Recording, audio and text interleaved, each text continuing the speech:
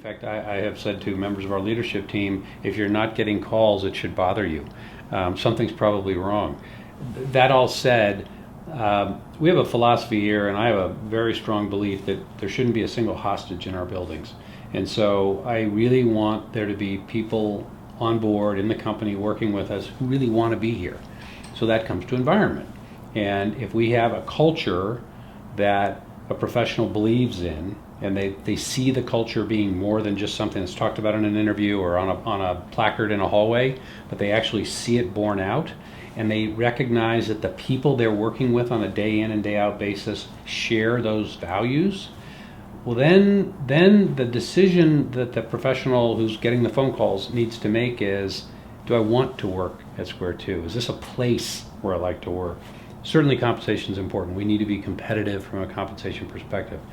But any A player in any company can always jump around for a little more money.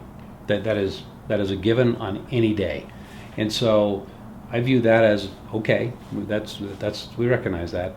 We have to have something else that makes people want to be here. And it's a number of things. And there's a lot of data, good human resource data behind this, but people stay in their roles because they like the people that they work with, they like the person that they work for, they understand the direction of the company, the focus of the company, they like to work for a company that's growing and successful.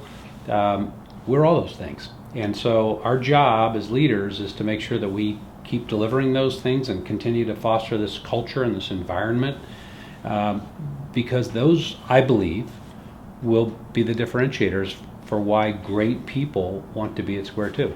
And it does prove itself out. And so again, the natural tendency for all of us is to say, well, if we pay people a little more money, they'll all stay.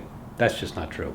So, but if we have the best environment that anyone could possibly imagine, then I think our odds of retaining the best people are significantly higher than anyone else who's looking at the same people.